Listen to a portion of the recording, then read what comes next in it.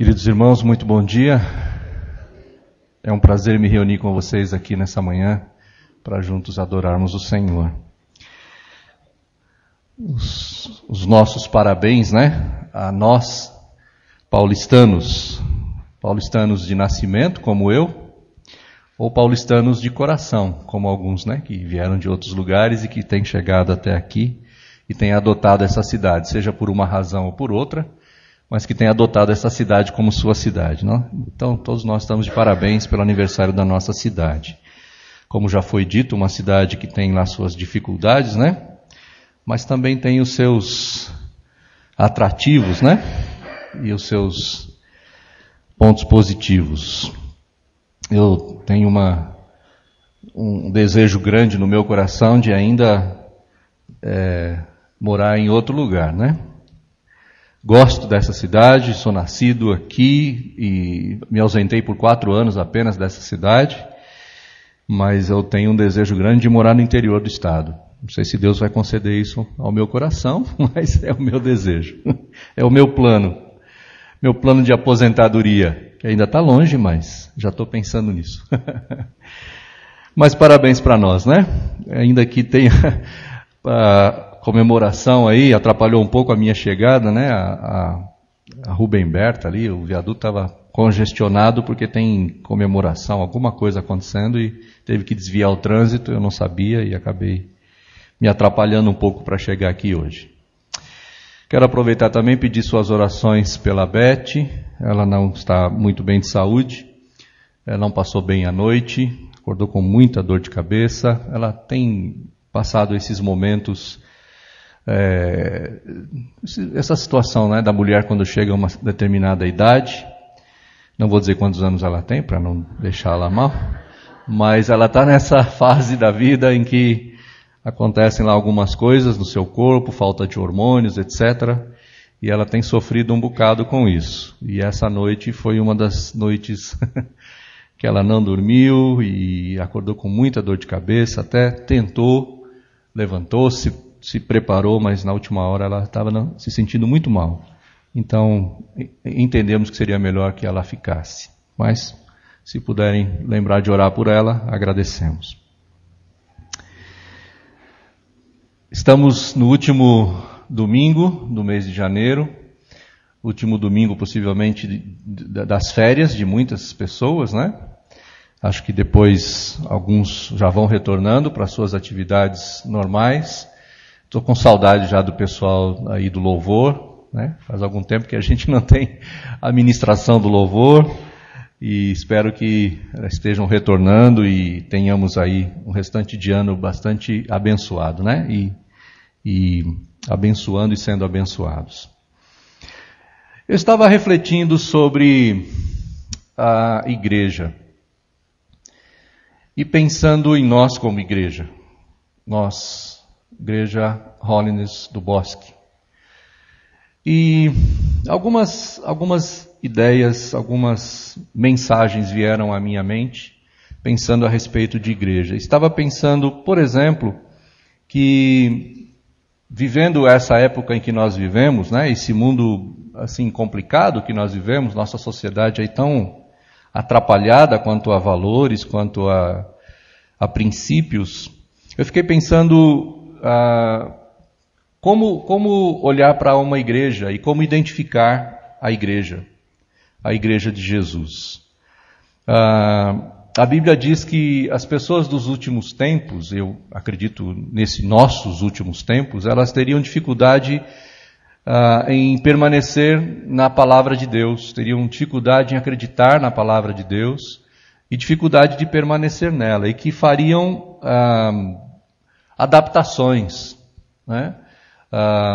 tanto em Timóteo, que a classe dos adultos, o grupo de adultos vai estudar, tanto na primeira quanto na segunda carta, Paulo fala isso para Timóteo, que as pessoas vão criar doutrinas para se ajustar a sua vida a Deus, ou melhor, ajustar Deus à sua vida. Então a palavra de Deus vai ser ajustada, vão ser criadas doutrinas para que a gente não fique com muito sentimento de culpa e que possa ter uma vida tranquila, mesmo fazendo coisas erradas ou coisas que não estão de acordo com a palavra de Deus. Em 2 Timóteo capítulo 4, Paulo fala disso, e em 1 Timóteo capítulo 3, ou invertendo, 1 Timóteo 3, 2 Timóteo 4. Eu acho que nós temos dificuldade para identificar a Igreja de Jesus nos nossos dias. Eu estou falando de igreja local, né? Eu acho que a gente tem dificuldade para identificar a Igreja de Jesus. A gente pode identificar a Igreja Evangélica. A Igreja Evangélica tem uma característica e a gente sabe dizer quais são.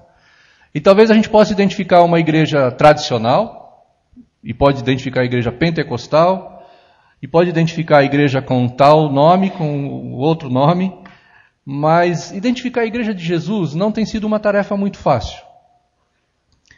E eu acho que a gente começa, olhando para algumas situações que a gente vislumbra aí, começa a ter uma ideia, ou um pensamento, ou um sentimento a respeito de uma igreja que seria a igreja dos nossos sonhos.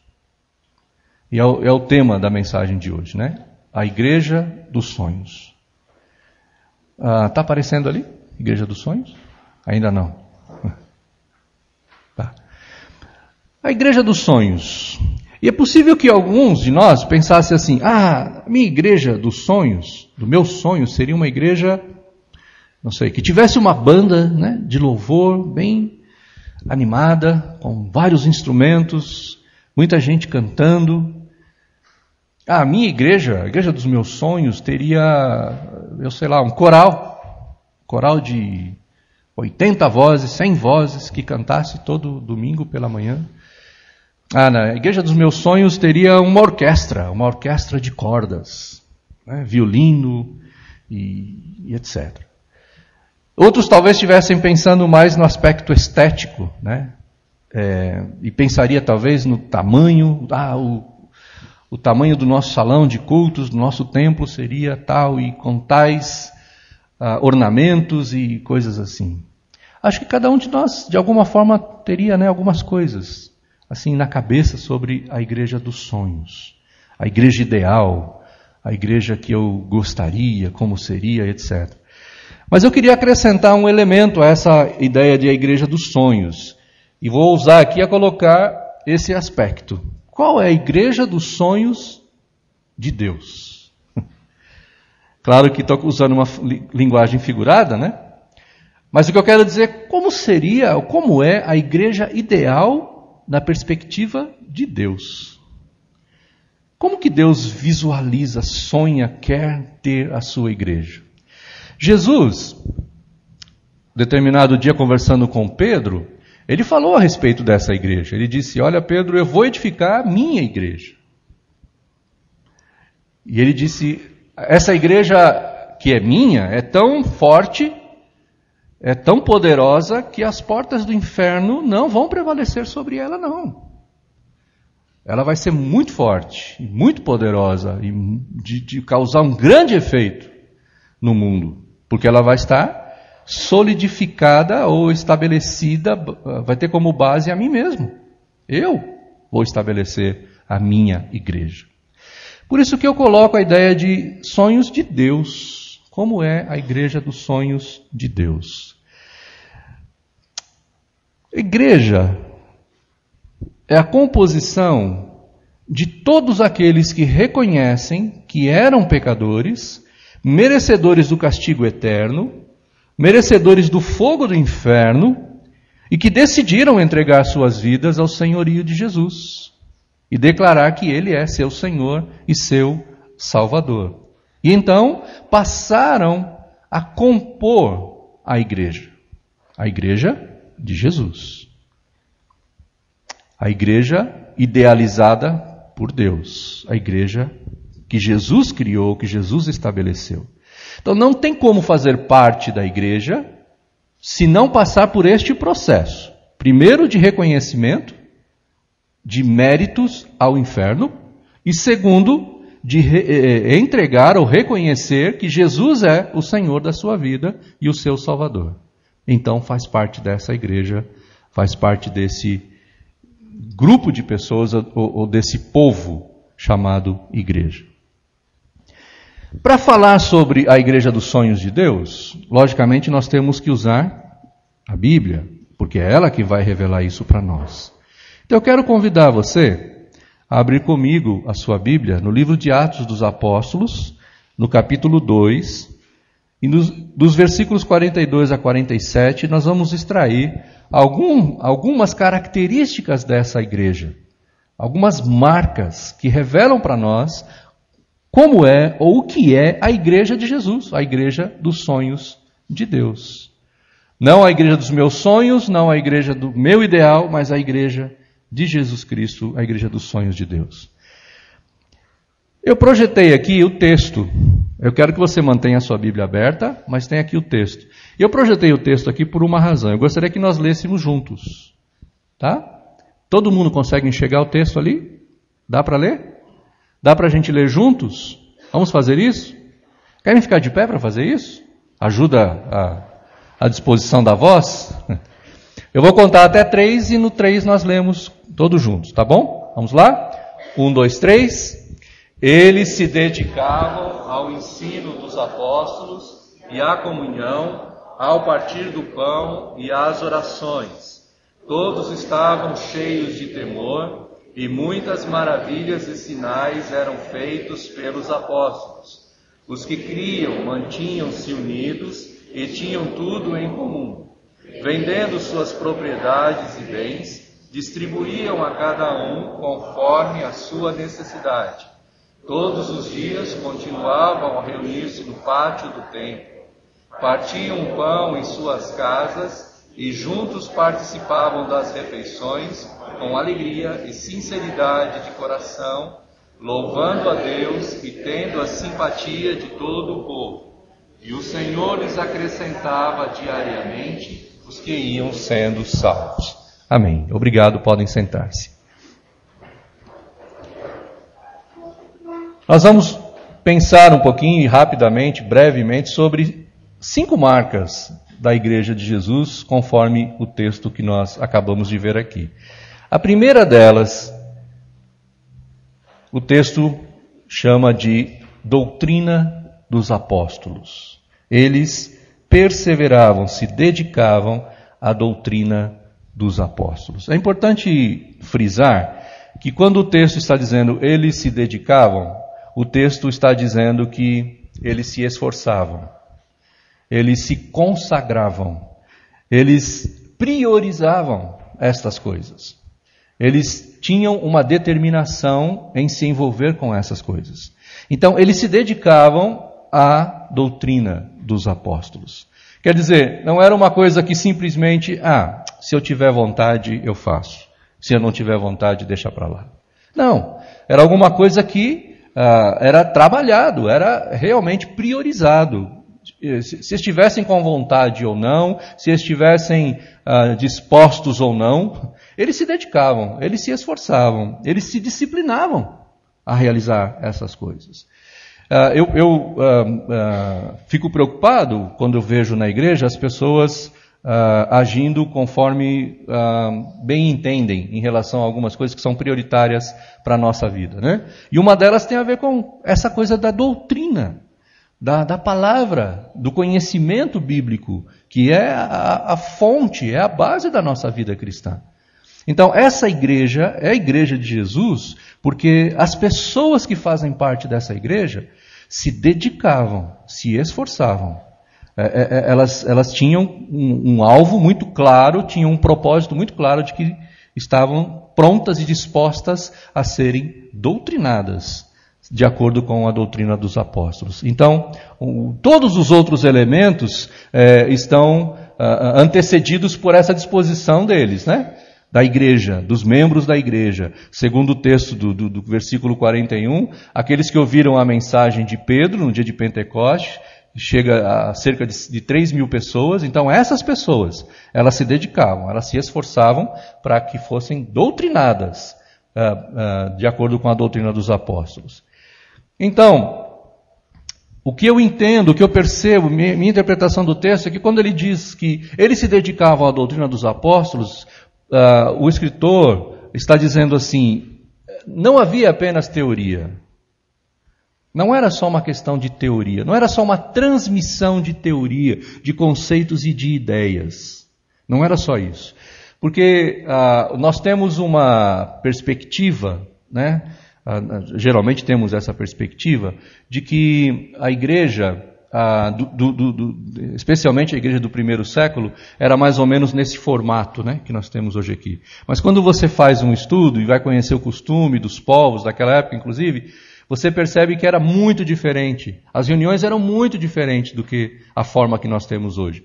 A forma que nós temos hoje está muito influenciada pela cultura grega, né? E essa coisa de uma pessoa na frente falando, todo mundo sentado um atrás do outro ouvindo, isso é uma influência da cultura grega dentro da igreja, né?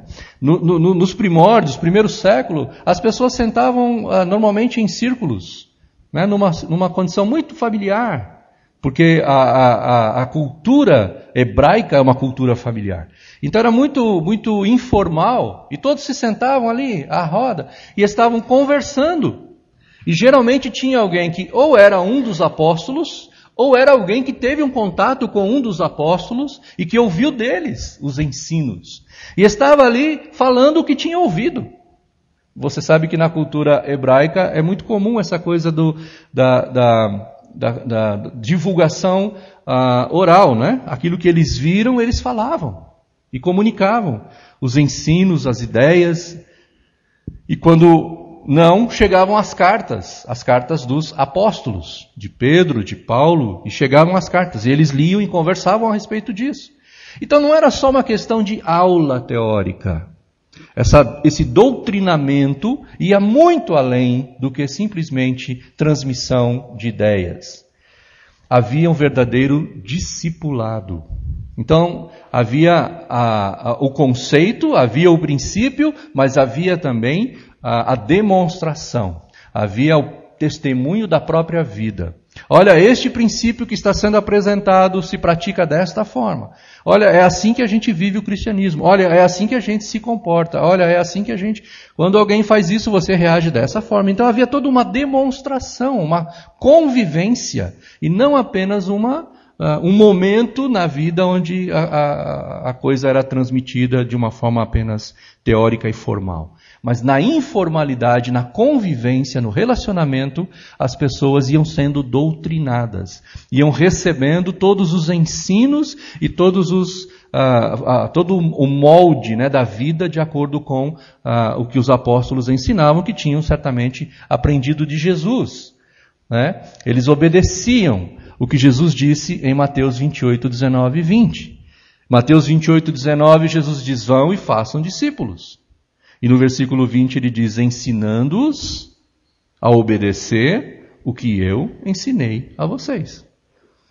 Então, não é simplesmente ensinando a conhecer no sentido intelectual da coisa, mas é ensinando-os a obedecer, a viver segundo o padrão que está estabelecido pelo próprio Jesus. Ele disse: eu vou criar minha igreja. Então, a igreja de Jesus, ela está doutrinada de acordo com o ensino dos apóstolos que aprenderam da fonte que é Jesus. Discipulado. O princípio do discipulado está presente na igreja de Jesus. Na igreja de Jesus, as pessoas não ficam apenas dando aulas, mas elas envolvem aqueles que estão sendo doutrinados num convívio e mostram para essas pessoas como é que se vive o verdadeiro cristianismo.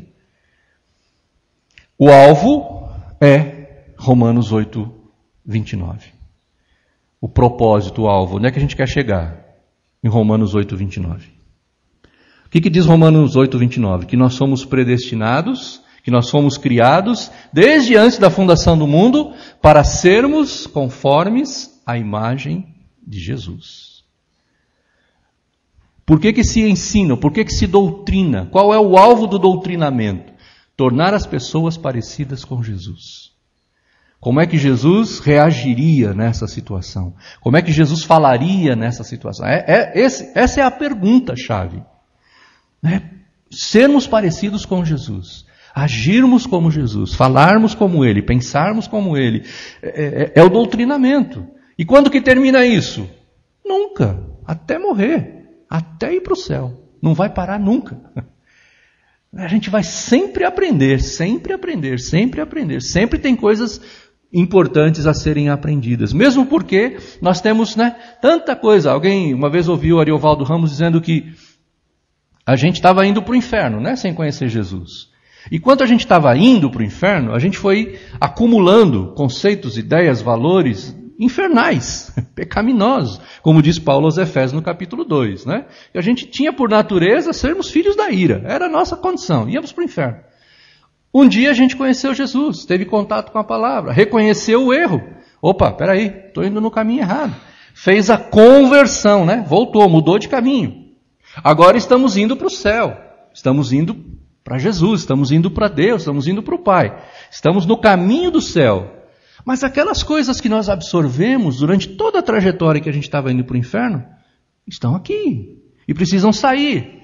E à medida em que a gente vai aprendendo agora, a gente vai sendo doutrinado, então vai mudando o pensamento, vai mudando hábitos, vai mudando formas de pensar, de agir. Esse é o doutrinamento. Agora, isso leva um tempo, Não sei quanto a vocês, Quanto tempo passamos indo lá para o caminho do inferno? Agora estamos no caminho. Eu estou há 32 anos nesse caminho, indo para o céu. E quanta coisa errada eu aprendi indo para o inferno e agora precisa sair. E esse processo é lento. Tem que ter paciência, perseverança, dedicar-se, porque demora.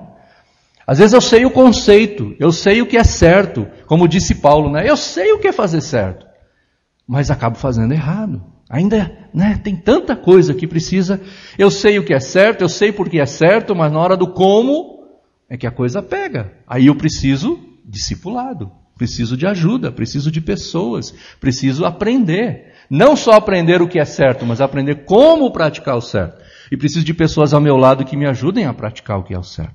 Doutrinamento. Então, na igreja de Jesus Cristo, as pessoas se dedicam ao doutrinamento. Na verdade, não apenas se abrem para doutrinamento, mas buscam doutrinamento. Vão atrás disso. Vão em busca, tem fome. Jesus disse que é bem-aventurado aquele que tem fome e sede de justiça. E o que é a justiça? A prática da palavra de Deus, da verdade de Deus, estabelecido pela sua palavra e pelos ensinamentos dele mesmo.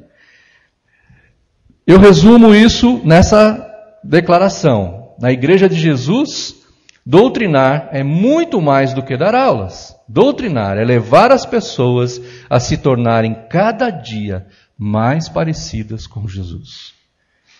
E alguém vai pensar assim, que responsabilidade que os pastores têm, Os pastores é que têm que doutrinar as pessoas. Que responsabilidade que eles têm. Que responsabilidade que os professores da ED têm, Porque é responsabilidade dos professores de ED doutrinar. Não, a responsabilidade é de cada um de nós. Todos nós somos responsáveis pelo doutrinamento. Porque a palavra que diz que vão e façam discípulos é a todos nós. E não tem como fazer discípulos se não doutrinar. Senão ajudar as pessoas a viverem segundo os princípios e valores de Deus. As doutrinas de Deus, da sua palavra. Então a igreja de Jesus, ela mais do que simplesmente tem aspectos de dar aulas. Ela leva as pessoas a um doutrinamento, a um discipulado. Então na igreja de Jesus, o doutrinar é mais do que dar aulas. É mais do que passar transmitir conhecimento ou ideias ou valores. O doutrinar é levar as pessoas a serem cada vez mais parecidas com Jesus.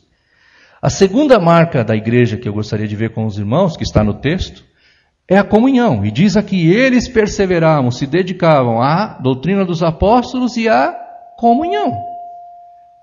A comunhão, ao relacionamento, ao envolvimento pessoal. É a vivência do princípio de Eclesiastes 4, de 9 a 12. Na verdade, vem muito antes, Quando Deus diz assim, eu vou ter para mim, vou criar para mim o meu povo. O que Deus está dizendo? Ele vai juntar pessoas para que na convivência essas pessoas aprendam o que de fato é relacionamento com Deus. Essa ideia de relacionamento com Deus individualista não está na Bíblia. Claro que nós somos indivíduos e vamos continuar sendo, temos nossa personalidade, nosso temperamento, etc, etc, que Deus respeita, ok. Agora, tudo isso que nós somos tem que ser juntado a tudo isso que o outro é, que o outro, que o outro e que o outro. Isso é igreja. Então não dá para ser igreja se nós não estivermos dispostos, de novo, se dedicavam à comunhão. Não dá para ser a igreja de Jesus, não dá para viver, experimentar, desfrutar de todos os elementos da igreja de Jesus se nós não nos dedicarmos à comunhão, ao envolvimento pessoal, a repartirmos a nossa vida e aceitarmos e recebermos a vida do outro na nossa convivência. Eles se dedicavam à comunhão. E olhando o texto, você percebe que essa comunhão ela estava presente de uma maneira muito informal. Eles se reuniam em casas e comiam juntos. E celebravam e faziam festas. Juntos. Estavam sempre juntos. Eclesiastes 4, de 9 a 12, esse texto bem conhecido. É melhor serem dois do que um, porque se um está sozinho, vai ser atacado, o outro ajuda e tal. Se um cai, o outro levanta. Esse princípio da convivência, do relacionamento, do envolvimento. A igreja de Jesus é uma igreja que desfruta de comunhão, de relacionamento, de envolvimento pessoal. As pessoas buscam se conhecer, buscam interagir, querem, fazem questão de conversar com o outro, não para saber como está o tempo, como é que é a questão política, não só isso, isso também tem seu valor, mas principalmente de como é que anda a sua vida. Como é que você está? Você está bem com Deus? Como é que está em casa? Como é que estão as coisas em casa? Como é que está o relacionamento conjugal? Como é que está o relacionamento com os filhos? Relacionamento com os pais? Como é que está a sua vida? Você está bem? Esse interesse de envolver-se com o outro, de manifestar sua vida e de receber a manifestação da vida do outro para si. Também é obediência ao mandamento de Jesus. Em João 13, 34 e 35, Jesus diz: o novo mandamento lhes dou, amem-se uns aos outros. Se vocês fizerem isso, vocês serão conhecidos como meus discípulos, como minha igreja. Aí eu pergunto, como é que a gente vai realmente amar um ao outro se nós não nos relacionarmos uns com os outros? Como vamos nos amar, de fato, se nós não nos relacionamos? Porque o amor, ele é prático. O amor não é sentimento apenas. O amor é prática. E na verdade, em muitas situações, o amor está destituído de sentimentos, mas está muito cheio de prática, de ação. Tem muita gente baseando sua prática de amor, ou seu amor, apenas em sentimentos. Eu gosto, eu não gosto. Mas amor não é só isso. O amor tem muito mais do que isso. O amor tem a ver com a prática. E às vezes até prática de bondade e de coisas boas para pessoas que nem merecem. Jesus disse que nós devemos amar os nossos inimigos. Pessoas que nos fazem o mal devem ser amadas por nós. E Jesus nunca disse, você tem que colocar sentimentos nisso. Jesus está dizendo, você tem que colocar prática nisso. Ou será que Jesus quis dizer assim, olha, você vai ver como é gostoso, sinta o prazer de quando alguém te esbofetear de um lado do rosto, oferecer o outro. Será que Jesus disse isso? Não, Jesus não é sádico, não é masoquista. Jesus está dizendo assim, olha, tenha prática do amor. A Bíblia diz que Ele nos amou sendo nós ainda seus inimigos. E está muito claro isso, não está escondido isso. Ele nos amou porque decidiu nos amar. Essa é a prática da comunhão. Amar, não porque o outro merece, mas porque nós estamos vivendo segundo a vontade de Deus. O padrão é Jesus. E Ele ama independente de méritos, independente de valores dessa pessoa. Simplesmente ama. Isso tem a ver com comunhão. Essa filosofia de vida estabelecida na nossa sociedade, que está dentro da igreja também, de cada um vive a sua vida, ninguém tem nada a ver com a vida do outro, isso não é bíblico. Isso não é de Deus. A palavra de Deus diz que a nossa vida deve interferir, e na verdade interfere na vida do outro se nós fazemos parte do mesmo corpo. Comunhão. Eles se dedicavam à comunhão. Conheciam as pessoas, faziam questão de estar com as pessoas. Ir na casa das pessoas, receber as pessoas na sua casa. Informalidade. Estar juntos, convivência. Entregar-se ao outro e receber o que o outro entrega a si.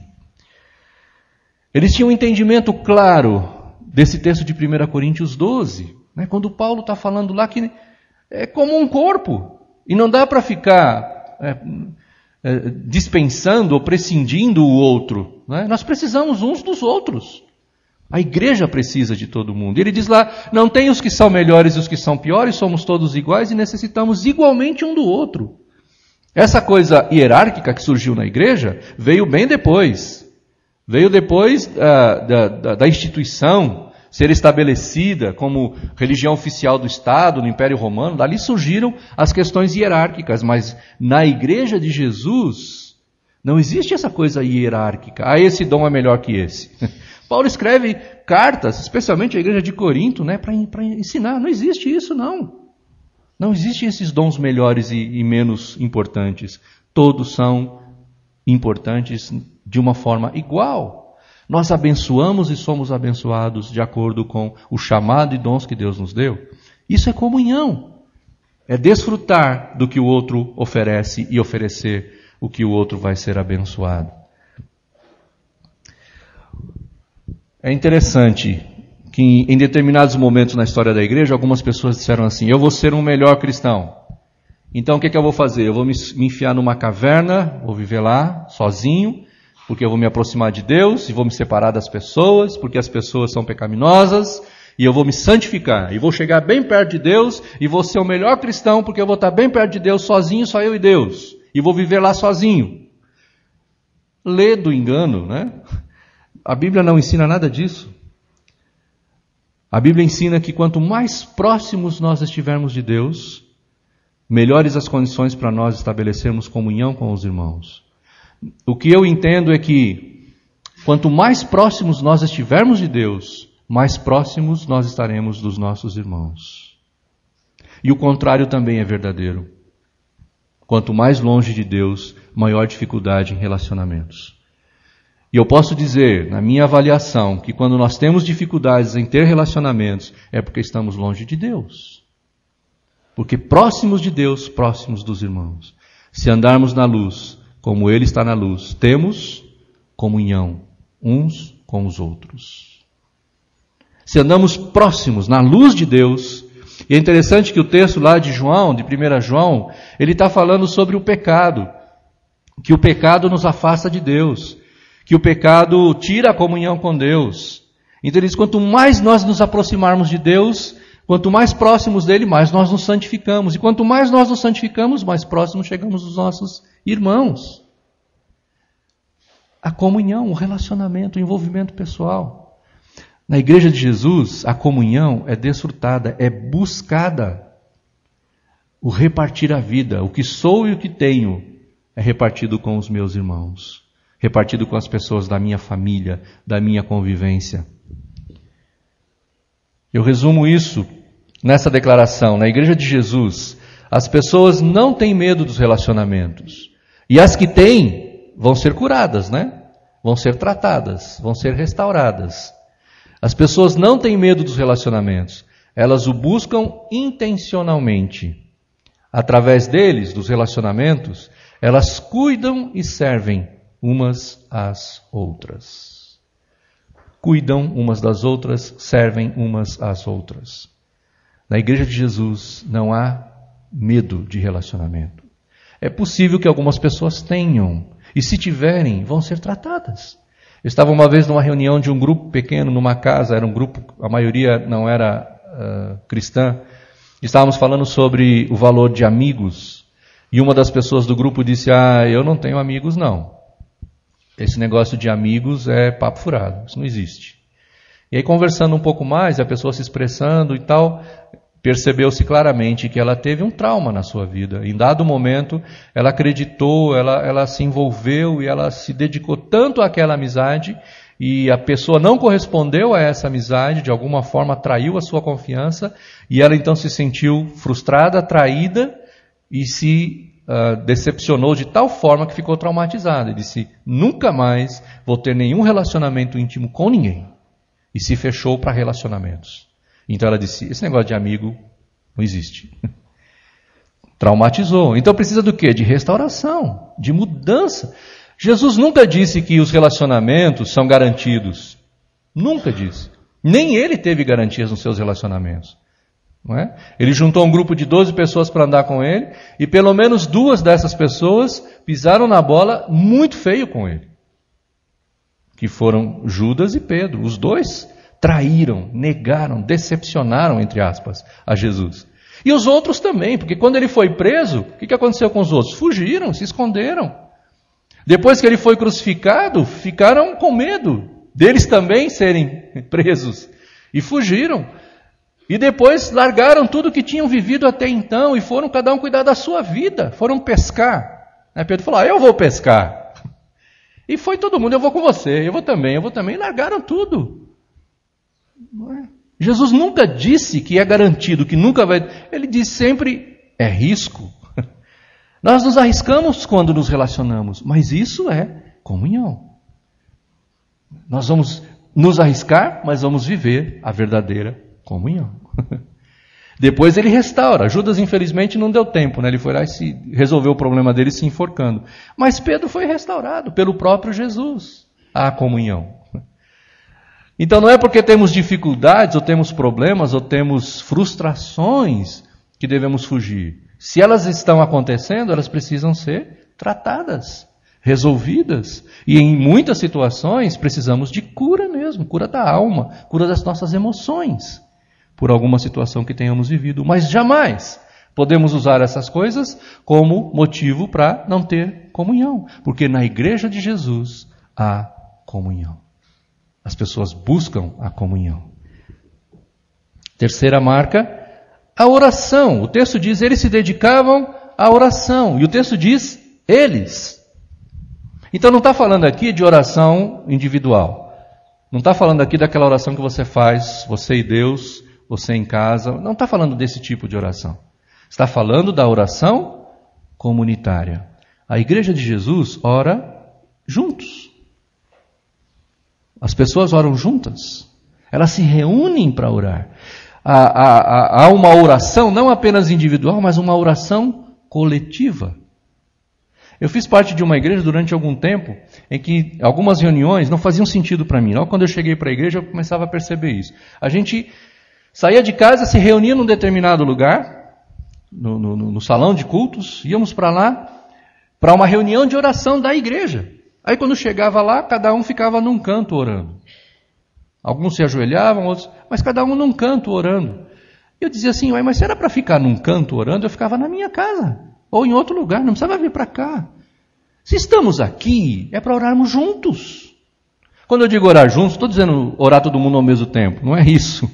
Mas orarmos num mesmo sentido, num mesmo propósito, num mesmo pensamento, com coisas em comum. Especialmente a própria igreja. Né? Orar.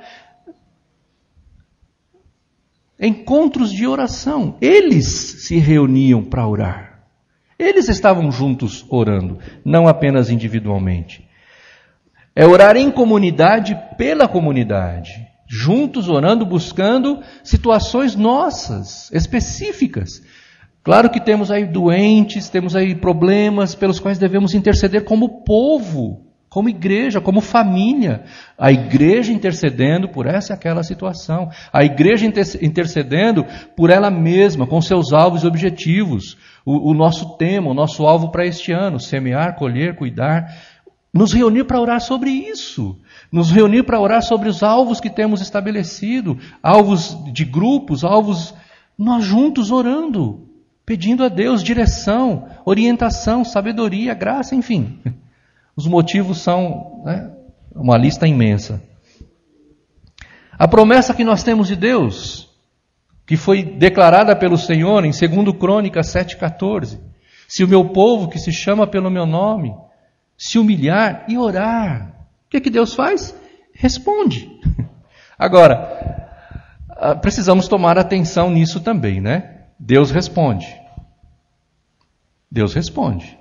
Agora, nós estamos dispostos a ouvir a resposta de Deus?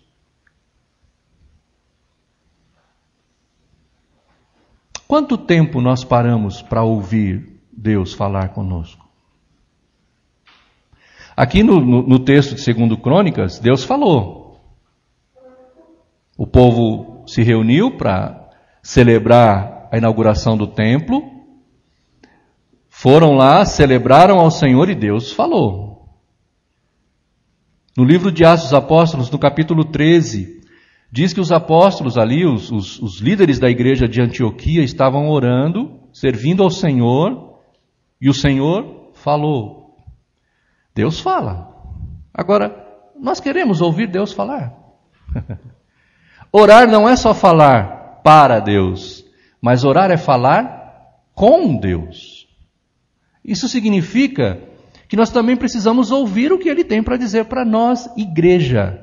O que é que Deus está dizendo para nós, igreja? Igreja Holiness do Bosque. O que é que Deus está dizendo para nós? Nós podemos apresentar uma série de situações, e aí parar e ouvir. Deus, o que é que o Senhor tem para falar para nós diante disso? O que é que o Senhor quer falar para nós? Quais são tuas orientações? A nossa oração não tem que terminar no em nome de Jesus, amém. Em nome de Jesus, amém, o que eu tenho para falar. Agora, tem que fazer que nem Deus falou para Samuel, né? E Samuel respondeu, fala Senhor, teu servo vai ouvir. A gente só fala para Deus assim, ouve Senhor, porque teu servo vai falar. Mas o fala Senhor, que teu servo vai ouvir, parece que a gente não tem muito hábito de praticar, né? Silêncio para ouvir o que é que Deus tem para falar para nós. Para aí, vamos ouvir o que é que Deus vai falar agora? Claro que Deus fala pela palavra, Deus fala pela pregação, Deus fala de diversas formas. Sem dúvida, isso é verdade. Mas Deus fala também ao nosso coração, fala à igreja. Então nossas reuniões de oração devem ter momentos de silêncio para ouvir Deus falar. Eu não sei como foi que Deus falou lá em Antioquia, Atos 13. Eu não sei como foi. Diz a Bíblia que ele falou. Eu não sei como foi que ele falou em 2 Crônicas, mas sei que ele falou. Eu não sei como foi que Deus falou com Moisés lá no episódio da sarça, mas ele falou. Deus fala conosco e nós precisamos parar para ouvir. Tá bom, Deus, eu trouxe aqui uma relação. Nós como igreja trouxemos aqui um monte de situações. Agora, o que o Senhor tem para dizer para nós sobre isso? Precisamos nos reunir para ouvir a Deus, para ouvir o que é que Ele tem para dizer para nós diante dos fatos que estamos vivendo. A igreja de Jesus se reúne para orar. Tem tempo de oração juntos. Tem momentos em que eles separam, param de fazer qualquer coisa, simplesmente para falar a Deus ou falar com Deus e ouvir de Deus. O resumo disso está nessa declaração. A igreja de Jesus se encontra para orar e entende que orar é falar com Deus, falando a Ele e ouvindo dele. Quarta marca que encontramos no texto é que há maravilhas e sinais. O versículo 43, todos estavam cheios de temor e muitas maravilhas e sinais eram feitos pelos apóstolos. A igreja de Jesus é uma igreja onde o sobrenatural acontece. Ele existe. Não é uma igreja que vive só com os pés aqui na terra, mas tem esses aspectos que a gente não explica, sobrenaturais. Outros costumam dizer manifestacionais. Deus se manifesta de uma forma maravilhosa, admirável, estrondosa muitas vezes. Sinais e maravilhas. Eu não quero entrar, nem é meu propósito entrar aqui nessa questão do que são sinais, do que são maravilhas. Não importa isso agora. Mas o que importa é a gente pensar que Deus, nesta igreja, se manifesta de uma forma poderosa. Pessoas são curadas. Pessoas são libertas. Pessoas são transformadas. O poder de Deus é claramente percebido de uma forma incontestável. E todos saem dali dizendo, Deus agiu, Deus falou, Deus se manifestou, Deus está aqui.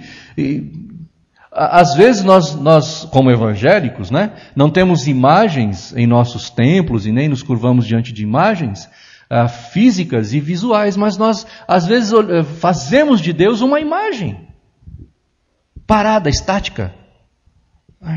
Deus está aqui, tá bom, Deus está aqui. Aonde? Ele deve estar sentadinho ali olhando para nós. Deus está aqui, quer dizer, há uma ação de Deus em nosso meio. Deus está se manifestando, Ele está agindo, Ele está falando, Ele está trabalhando, Ele está agindo. Deus é ação, Deus é dinâmico, Deus não é estático. A gente não está diante de uma imagem estática, nós estamos diante de um Deus vivo. Na igreja de Jesus, há a manifestação de Deus, com sinais e maravilhas. Pessoas são curadas, pessoas são restauradas. Coisas que não dá para fazer de uma forma natural, acontece na igreja de Jesus. Agora, interessante, essa ação de Jesus, segundo o texto, parece que a ação de Deus, Deus agindo no meio da igreja, isso causa temor. Eu estou lembrando aqui especialmente da situação de Ananias e Safira. Lembram-se, né, dessa situação? A venda dos terrenos lá, dos imóveis, e trazendo o dinheiro, e Ananias vem e mente, e diz que vendeu por um preço, e deu outro e tal, e bumba, morreu. E imagina isso, gente. Eles tirando o cara morto de dentro da casa, do lugar onde eles estavam. Morreu por quê? Porque mentiu. Já pensou se isso se torna vira moda? Quanta gente ia sair? Bem, imagina o que isso causa nas pessoas. Não é medo, entenda, não é medo de Deus, mas é o reconhecimento de quem realmente é Deus, de quem verdadeiramente é Deus. O negócio não é brincadeira, não. A gente tem que levar a sério, temor, reverência. Olha, esse negócio de Jesus, esse Deus aí, não é o cara lá de cima. Não é um cara qualquer. Claro que ele se manifesta, ele se apresenta a nós como amigo, como pai. Tudo isso é verdade, mas ele é Deus. E não deixa de ser Deus.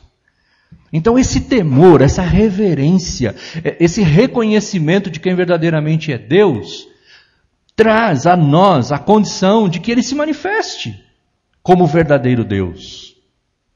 E eu não sei aqui, é bem a história do ovo da galinha ou do biscoito lá, se é fresquinho porque vem demais. O que começa primeiro? É o temor que opera milagres, são os milagres que geram temor? Eu acho que as duas coisas estão presentes. É o temor e os milagres que geram temor, e as coisas vão acontecendo. Mas eu vejo hoje, por exemplo, esse movimento da fé, né? Estamos aí vivendo esses dias, movimento da fé. E porque precisa ter fé, e quem tem fé, isso, e quem não tem fé, então não alcança, então tudo que vale é a fé. E as pessoas vão dizendo assim, não, então Deus faz porque eu tenho muita fé. E aí o outro pensa assim, Deus não, então se Deus não faz é porque eu não tenho fé, então a culpa é minha. E fica parece, o texto mostra aqui que nem entra a palavra fé. Em cada alma havia temor, e muitos sinais e prodígios eram feitos pelos apóstolos. Temor. Muito mais importante, segundo o texto aqui, do que a fé. Eu estou me lembrando aqui de Jesus, quando chama os discípulos dele, e diz assim, se vocês tiverem fé do tamanho de um grão de mostarda, alguém me mostrou um dia desses lá, o que é um grão de mostarda, né? Sementinha de mostarda. Quase nada, quase não dá para ver. Jesus disse, se for desse tamanho a sua fé, você é capaz de dizer para aquele monte se transportar de um lugar e ele vai fazer. O que Jesus estava dizendo? Que a força ou o poder não está na fé, mas está em quem você aplica a sua fé. Temor, reconhecimento. O que faz as coisas acontecerem não é a minha fé, mas é Deus. O importante não é o tamanho da fé, o importante é em quem eu aplico a minha fé. Quem é esse em quem eu estou aplicando a minha fé? Lembro de, há muitos anos atrás, existia um coral evangélico em São Paulo, jovens evangélicos, e eles cantavam uma música que dizia exatamente isso. O importante não é grande fé, veja o tamanho do seu Deus. E dependendo de quão grande ele for, as coisas vão acontecer. Isso tem a ver com o temor. E na minha percepção, a igreja dos nossos dias parece que tem perdido essa qualidade do temor. Essa coisa do avivamento não bíblico, o avivamento tirado não sei de onde, parece que tirou essa ideia da presença de Deus. E quando você vai na Bíblia, e quando você vai na história da igreja, todas as vezes em que houve o verdadeiro avivamento, o que mais causou nas pessoas foi temor. As pessoas caíam prostradas dizendo: Senhor, tem misericórdia de mim. O avivamento provoca isso, arrependimento, contrição, temor. Olhamos para Isaías, por exemplo, quando foi a presença de Deus. E quando ele chega na presença de Deus, ele diz: ai de mim, ai de mim, que vou morrer, porque eu vi o Senhor dos Exércitos. Eu vou morrer, não tem jeito de eu ficar vivo diante dessa realidade espantosa, tremenda. E aí ele vem e se arrepende, diz: eu sou um homem de lábios impuros. Olha aí, a presença de Deus, o temor do Senhor causa em nós arrependimento. E eu vivo no meio de um povo de lábios impuros. E aí vem o anjo e purifica os seus lábios. Isso é o verdadeiro avivamento, que leva as pessoas a reconhecerem quem verdadeiramente é Deus. E nesse reconhecimento, nessa ação de temor, então Deus se manifesta.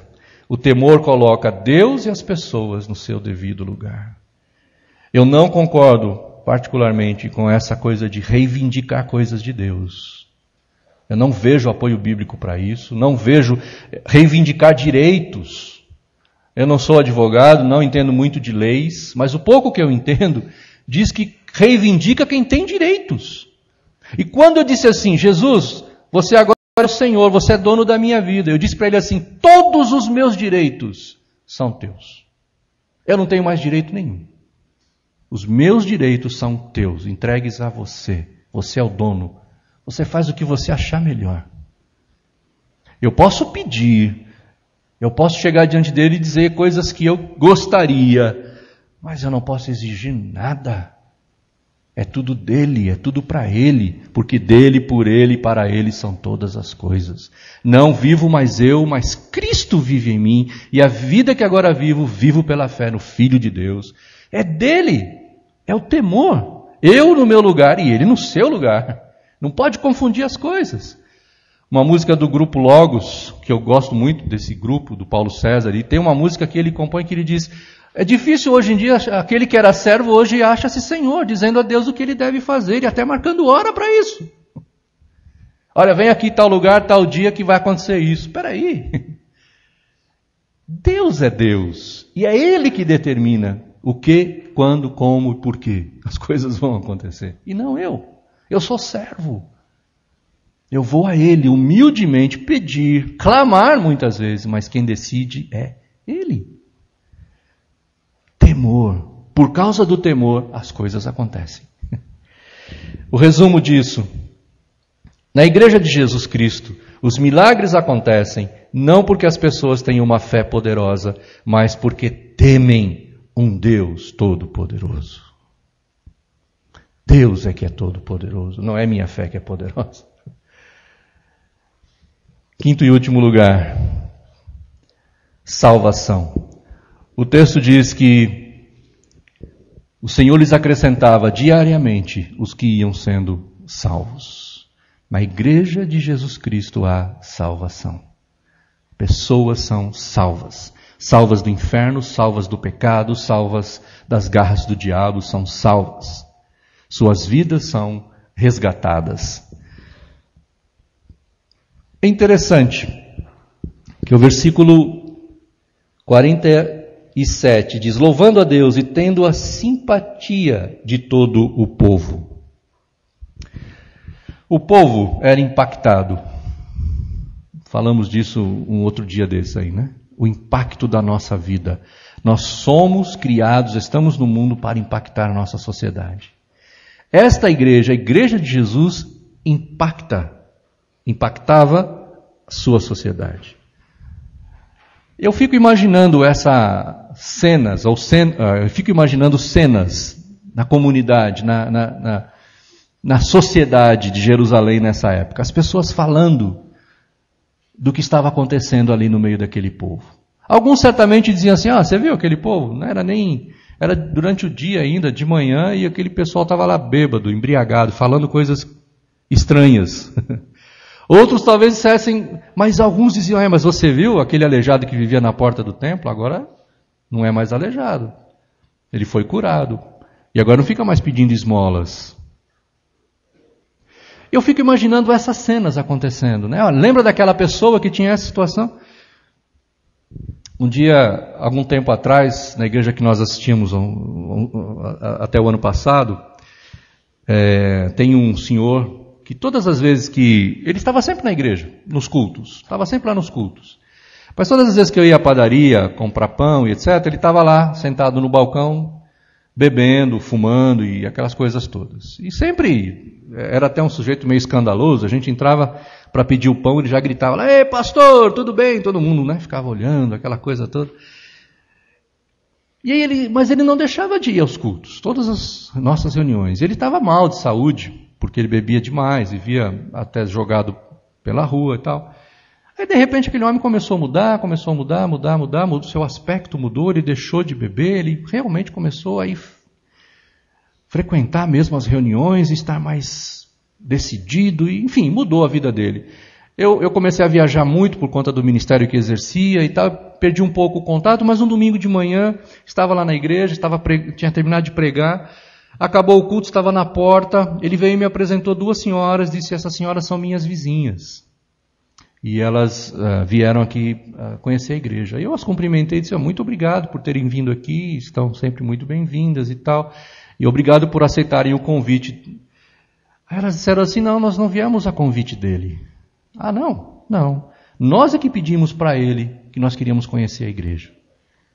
Puxa, mais uma vez obrigado agora. Mas por que essa curiosidade? Então elas disseram, olha, a gente conhece esse senhor há muitos anos, a gente mora na mesma rua que ele há muitos anos. E a gente sabe da vida que ele leva, a gente conhece a família, a gente sabe do sofrimento da família. E a gente está vendo mudanças na vida dele. De repente ele parou de beber, de repente parou de fazer a bagunça que ele fazia em casa e aquela coisa toda. E a gente, por que o senhor está diferente? O que está acontecendo com o senhor? Aí ele falou, que eu estou indo lá naquela igreja. A gente quer ir lá conhecer a sua igreja. A gente quer saber onde é isso. Então elas estiveram ali e começaram a frequentar também a igreja junto com ele. E hoje estão lá. Impacto causado na sociedade. A igreja vai impactando a sociedade, peraí, o que está acontecendo aqui? E vão querer ver, querer saber, vão ser atraídos a Deus. Não apenas atraídos à igreja, espero, mas atraídos a Deus. O que é que Deus está fazendo na vida das pessoas?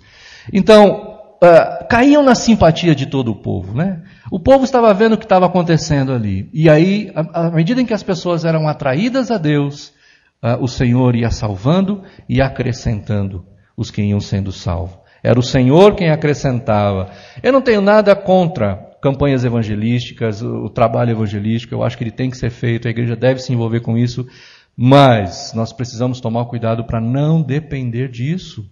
A igreja só tem pessoas sendo convertidas ou pessoas sendo salvas através de campanhas evangelísticas. Nós precisamos usar nossa vida, nossa influência. Eu fiquei muito grato a Deus, fiquei muito abençoado naquele culto em memória da irmã Miriam. E falei para o irmão Jorge, né? Falei, olha, fiquei muito feliz com o que aconteceu aqui. Eu fui muito abençoado de ver tudo o que aconteceu. A igreja lotada e a grande maioria de pessoas não crentes. Ouvindo a palavra de Deus. Atraídas pela influência, pela vida, pelo que nós somos. Até mesmo depois que partimos. Essa nossa influência continua na vida das pessoas. É isso. É exatamente isso. Agora, quem vai fazer o processo todo, quem vai agir, é Deus. A Bíblia não diz que é o Espírito quem convence as pessoas do pecado, da justiça. É o Espírito.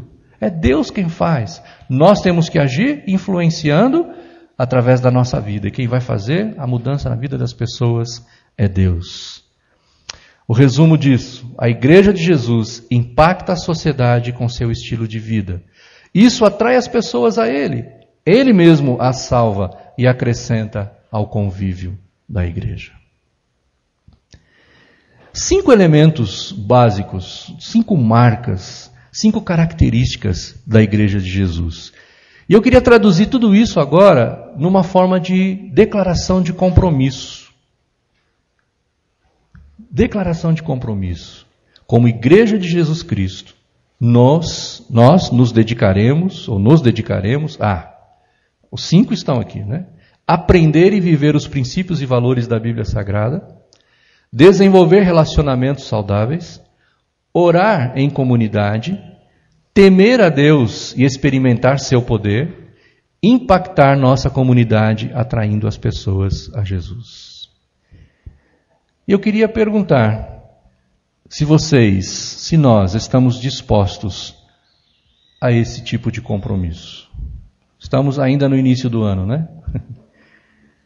Estaria disposto a se comprometer com isso? Isso não quer dizer que amanhã, ou mês que vem, ou daqui 3 meses, você já vai estar 100% em tudo isso. Não. Isso é, nos dedicaremos, vamos nos esforçar, vamos nos dedicar, vamos priorizar, vamos nos envolver com essas coisas, entendendo que tudo isso é um processo em nossa vida, que vai ao longo do tempo, deste ano, provavelmente ano que vem, e outros anos até o dia de Cristo chegar. Mas nos dedicarmos a isso, nos concentrarmos nisso. Eu quero perguntar mais uma vez, estamos dispostos? Vamos fazer essa declaração só se você estiver disposto. Fique bem à vontade, muito à vontade.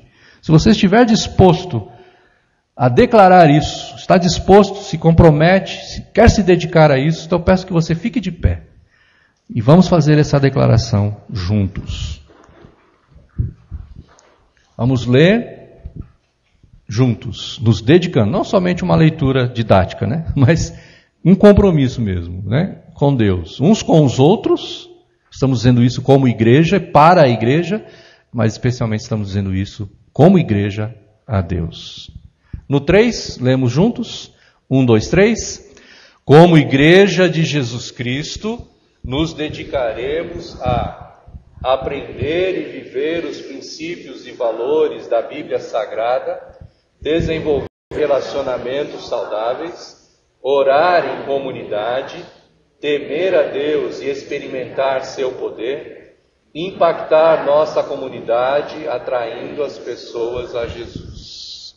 Amém. Vamos orar. Pai, nos ajuda como igreja a viver de acordo com estes valores, de acordo com estes princípios. Eu não tenho dúvida de que cada filho teu aqui presente, cada discípulo de Jesus aqui nesta manhã, cada um de nós, quer de fato ser, viver como igreja de Jesus. E olhando para esta igreja de Atos, que era a igreja do princípio, a igreja que ainda não tinha os vícios, que ainda não estava contaminada com tantos valores da sociedade pagã. Essa igreja vivia esses princípios e esses valores. E nós olhamos para ela como um modelo para nós, não das formas, mas dos princípios. E queremos viver também de acordo com esses valores e esses princípios. Nos ajuda, Pai, a cada um de nós, a mim e a cada um dos meus irmãos aqui, aqueles que não estão aqui, mas cada um de nós que somos parte desta igreja, deste corpo, nos ajuda a viver de acordo com o que acabamos de ler aqui. Ouve essa nossa leitura como uma declaração